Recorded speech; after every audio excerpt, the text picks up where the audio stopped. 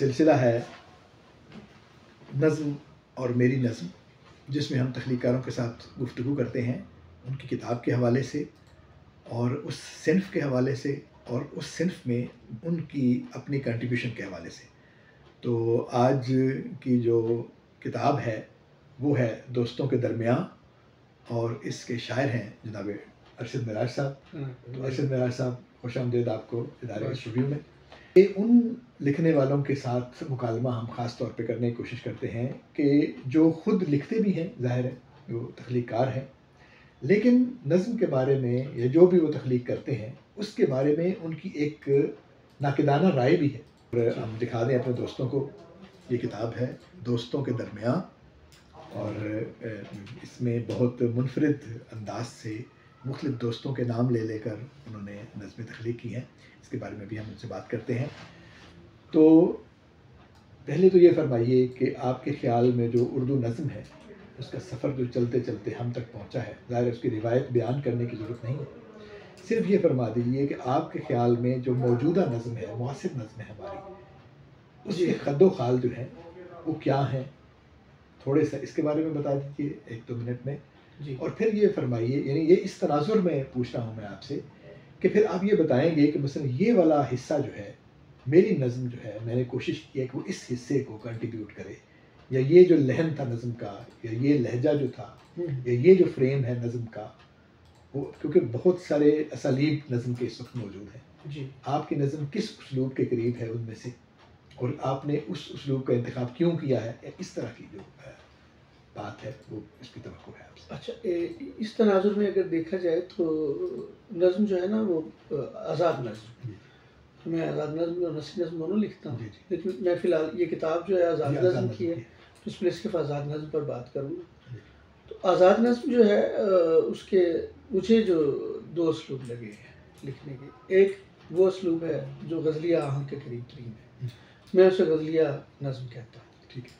और दूसरा आहंग है जो नज़मिया नज़्म है, ठीक है। वो नज़्म का अपना एक आहंग है और एक अपना डिक्शन है और अपना एक उसका मुकम्मल मैकेनिज़्म है जो गज़ल से बिल्कुल जुदा है, और इसकी आवाज़, इसकी जो बहुत ज़्यादा गुफ्तगू है वो औराक और तस्दीक नहीं जी। हाँ, राशिद और मीरा जी के हवाले से ये बातें होती हैं। हाँ, और उसके बाद ये नज़्म मेरे ख्याल के मुताबिक ये नज़्म जो है 80 की दहाई से तब्दील होना शुरू हुई है, और उसने अपना बाकायदा एक अलग डिक्शन और एक शक्ल बनाई जो नज़मिया नज़्म की है, ठीक है। और मैं उसी लहर से मैं अपने आप को एसोसिएट करता हूँ। ऐसी नज़्म जो गज़ल के आहंग से, उसके उसलूब से, उसकी तरह की विस्तार है, और उससे अलग नफ्सियात से अलग अपनी जो पहचान है वो बनाने की कोशिश करती है जी।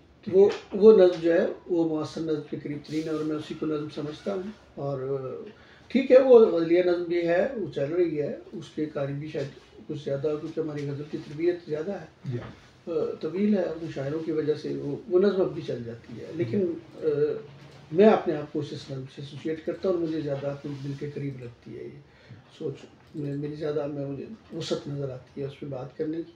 वो नज़्म के जो बुनियादी अनासिर हैं वो मुझे लगता है कि ये जो मुअस्सर नज़्म का असलूब है इसके अंदर ज़्यादा खुलकर सामने आते हैं। ठीक है, तो आप किसी ख़ास नज़्म के हवाले से अगर बात करना चाहें, बल्कि आप एक नज़्म सुनाएं हमें जी, ठीक है, फिर अगली बात हम करते हैं।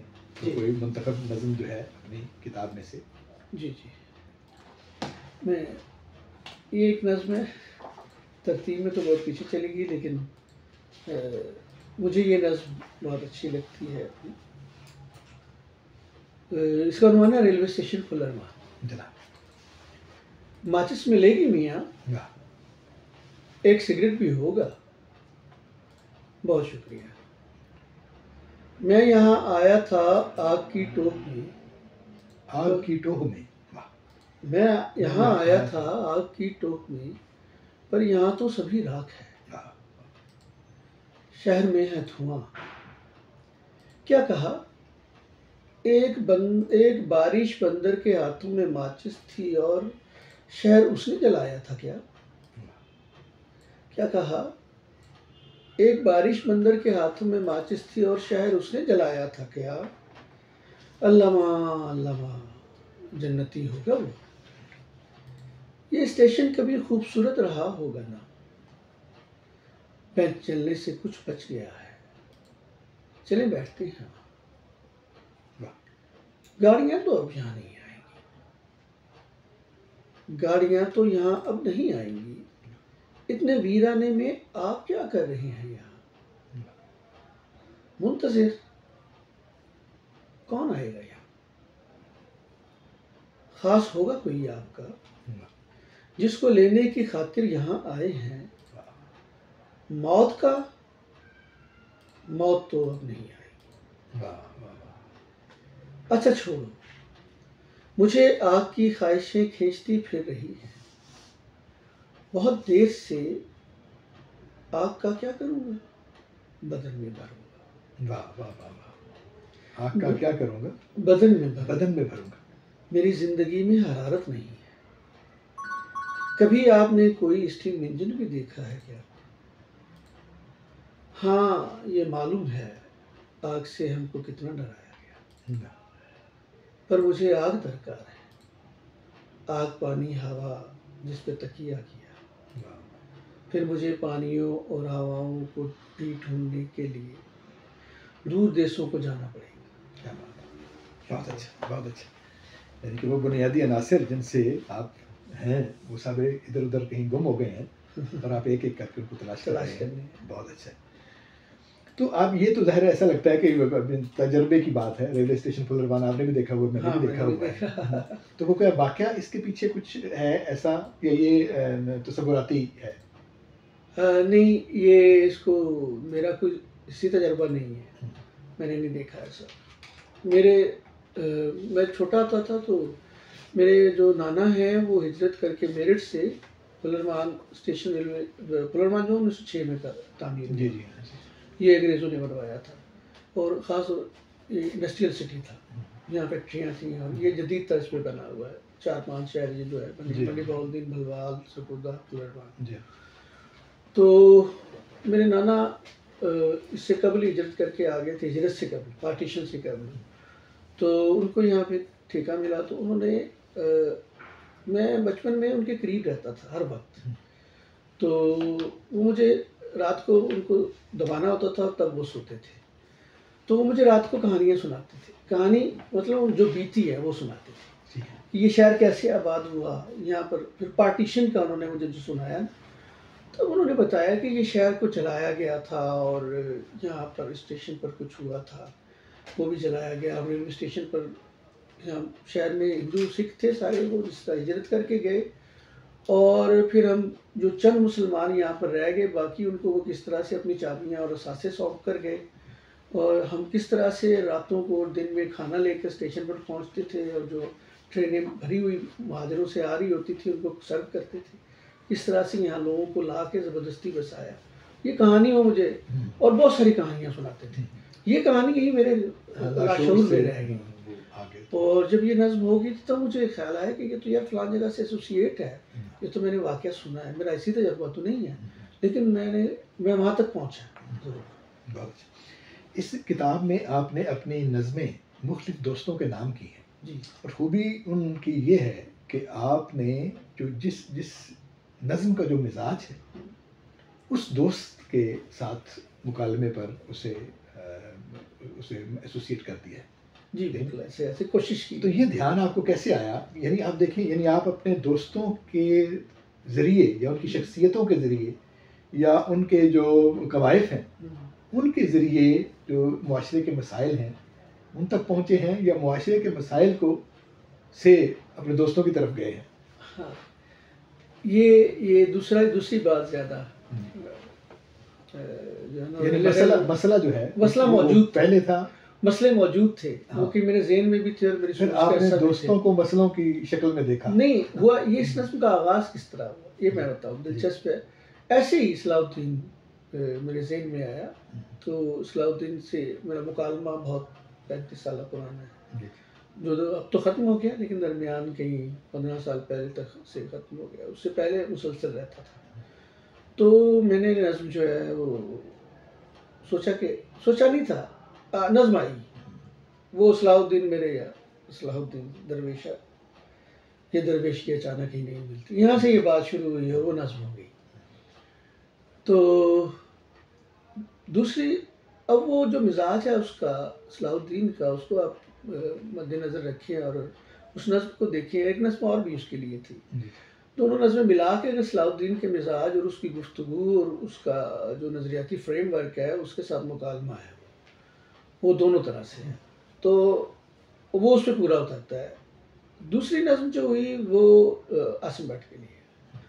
आसिम भट्ट के हमारे दोस्त है, वो खामोश तबा आदमी है, तो वो बात यहीं से शुरू हुई। अच्छा, इसके बाद मैंने फिर सोचना शुरू किया कि किस दोस्त का क्या मिजाज है और उसका किस डोमेन में जाके जो है ना उससे गुफ्तगू हो सकती है। और वो मेरे साथ ये एक दिन के वाक़या नहीं, कुछ 4 5 6 साल लगे इस। वैसे ये नेचुरल है, आप ये देखें बहुत, यानी आप ये देखें हर आदमी का ये तजर्बा है और होगा यकीनन कि उसके बहुत से जानने वाले, मिलने वाले, दोस्त अहबाब, रिश्तेदार, अजीज़, कोलीग्स, आदमी जिससे मिलता है उससे वो बातें करता है जो उससे करने वाली हैं, जो उससे मिजाज के साथ एक तरह वही आदमी है, लेकिन वो बातें दूसरे से नहीं करेगा। यानी हर आदमी, हर दो आदमियों के आपस के जो बातें करने की डोमेन है वो मुख्तलिफ हो जाए। तो इसका मतलब है कि हम पूरी ज़िंदगी में अब ये किरदार हैं जो आपके दोस्त अहबाब हैं, जो आपके अजीज़ रिश्तेदार हैं, तो ज़िंदगी के मुख्तलिफ हिस्सों को हम इन चीज़ों में तलाश करते हैं। तो एक तरह से आपने जो जितने भी मसाइल हैं ना, वो जो सिर्फ आपके नहीं हैं, बल्कि वो जो उन दो आदमियों के दरमियान कॉमन मसाइल हैं, जिन चीज़ों को आप डिस्कस करते हैं, जिन चीज़ों तक आप पहुँचते हैं, तो इन नज़मों ने हमें न सिर्फ आपसे मिलवाया बल्कि आपके तवस्सुत से आपके दोस्तों के जो मसाइल हैं, हाँ, फिक्री मसाइल हैं, वो उनसे मतलब इसमें 2 नज़में जो है ना, वो देखिए, एक अब्दुल अज़ीज़ साहिर, वो तसव्वुफ़ के हवाले से बड़ी गुफ्तगू हर वक्त करते हैं, उनसे वो मुकालमा उनसे उनकी डोमेन में है, उन्हीं से सवाल आते हैं कुछ। दूसरा ताबिश कमाल। अच्छा, ये मुझे सबसे मुश्किल जो पेश आई ना गुफ्तगू में करते हुए, नज़्म में गुफ्तगू है, मुकालमा है उनसे, और एक तरफा है, दूसरा किरदार तो नहीं बोल रहा है इसमें, सिर्फ मैं ही बोल रहा हूँ, तो वो अगर कहीं दूसरा किरदार है तो वो भी मैं ही हूँ। तो ताबिश कमाल से मुकालमा इसलिए मुश्किल हो गया कि वो एक ख़ास हम उनका एहतराम करते हैं और वो फ़िक्र में एक ख़ास फ़िक्र के साथ वाबस्ता है। तो एक ज़माने में जो एक बेतकल्लुफ़ी थी, बिल्कुल। अब आहिस्ता-आहिस्ता ज़ाहिर है वो एहतराम में, अब ज़ाहिर है उनका एक मकाम मर्तबा है, तो जो बेतकल्लुफ़ी हमारी निजी महफ़िल में अब भी उनसे मौजूद है, लेकिन वो अब तश्तज़बाम करना थोड़ा मुश्किल का अमर था।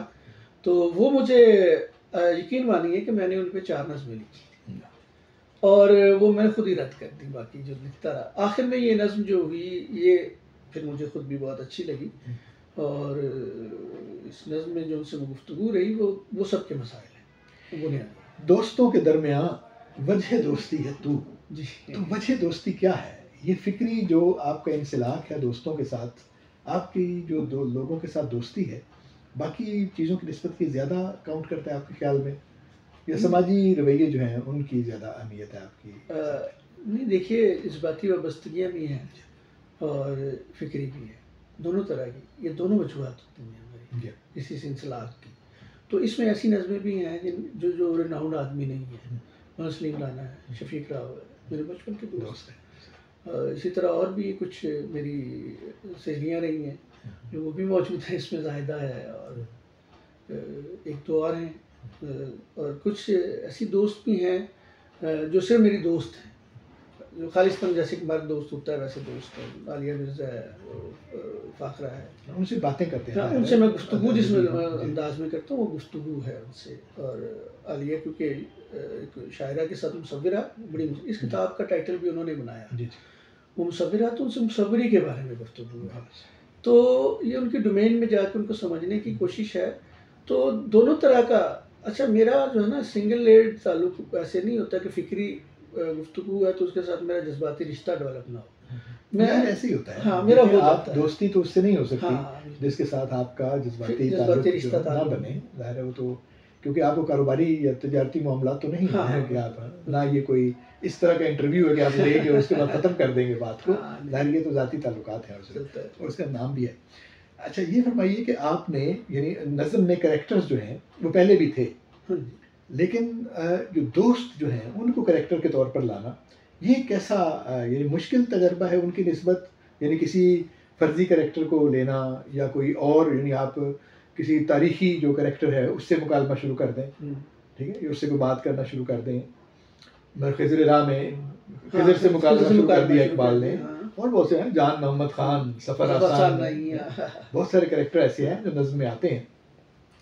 दोस्तों को नज़्म का करैक्टर बनाना आपके ख्याल में ये कैसे मुख्तलिफ उनसे हो सकता है? ये अब आपसे आखिरी सवाल है। अच्छा, नहीं, ये मेरा तो बड़ा ज़बरदस्त तजुर्बा था। मुझे सहूलत हुई अपनी बातें करने में, हाँ, दोस्तों के तअस्सुब से। उससे, यानी मुझे जो उसका फ्रेम ऑफ रेफरेंस था, मैं उससे उसी तरह बात कर रहा हूँ, तो मुझे सहूलत हो गई और मैं उससे बाहर नहीं निकला। जो उसका फ्रेम है ना, रेफरेंस जी है, जी मैं उससे में रहा, जी। उससे बाहर नहीं निकला। और अगर जहाँ जहाँ निकला मैंने उसको मिन्हा किया उन चीज़ों को ना। तो आता है ना, जब आप नज़्म कह रहे होते हैं तो बहुत सारी फालतू मिसरे भी आते हैं, फालतू गुफ्तगू भी अंदर आ जाती है, तो वो एडिटिंग के अंदर फिर आपको, तो वो ख़ास डोमेन के अंदर बात करना ये मुझे बड़ा मज़ेदार लगा। वरना नज़्म का डी ट्रैक हो जाना बहुत आम सी बात है, वो हो भी जाती है। इसने मुझे ट्रैक पे रखा, देखिए यार ये बंदा यही है और इसी से इस तरह इस पे बात होगी, और वो मुझे आसानी पैदा हुई। अच्छा, वो कई दोस्तों ने इसमें जो उस पर लिखा है, इस पर गुफ्तगू की, उन्होंने मेरी तन्हाई का बहुत जिक्र किया, तो कि बुनियादी तौर पर ये बंदा बहुत तन्हा है। अच्छा, ये तमाम दोस्तों की मौजूदगी में वाकई ये कोई शायद कोई ज़ाती इंतहाई मसला है जो मेरे लाशऊर में है, जो तन्हाई का है।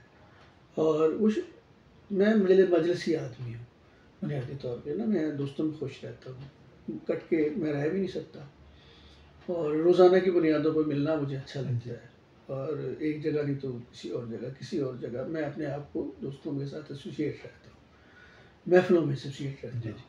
तन्हाई मुझे काटती है, बहुत खौफ आता है। मैं ज़िंदगी में कभी बाहर जाने का मैंने मुल्क सोचा नहीं, सिर्फ इसलिए कि यार मेरी हम ज़ुबान नहीं होंगे, मैं कोई लेकिन अगर आप जाते तो आपको जो ज़ुबानें आती हैं, मोहब्बत की ज़ुबान, मुस्कुराहट की ज़ुबान, प्यार की ज़ुबान, आप यकीनन अपने वहाँ अपने आपको वहाँ पे अपने हमज़ात और अपने हमनफ़स मिलते हैं। हाँ, शायद ऐसा हो। तो बहुत शुक्रिया जनाब आपका, Thank you. एक भरपूर मुकालमा आपकी किताब से के हवाले से हुआ, और आपने ये मौका इनायत किया कि ज़ाहिर है हम तो आपके दोस्त हैं, इनको पढ़ते रहते हैं, आपके जो पढ़ने वाले हैं उन्होंने भी पढ़ा है, लेकिन कुछ बात भी ऐसी होनी चाहिए जी, यानी जिसमें शायर को खामोश ना रहना पड़े, बल्कि वो खुद अपने तख्लीकी अमल के बारे में बात करे और उसके रेफरेंस में आपकी नज़में पढ़ी जा सके। तो अब ज़ाहिर पहले भी हमने जब ये किताब छपी थी उस वक्त भी आपको मुबारकबाद दी थी, तो अब दोबारा उसको ताज़ा करते हैं, आपको इस किताब पर मुबारक हो, और इंशाल्लाह दीगर आपकी जो किताबें हैं उनके हवाले से फिर आपसे एक दफ़ा नशस्त होगी इंशाल्लाह। जी बिल्कुल, बहुत शुक्रिया आपका। Thank you. आप सब दोस्तों का भी शुक्रिया जिन्होंने इसको सुना। अल्लाह हाफ़िज़।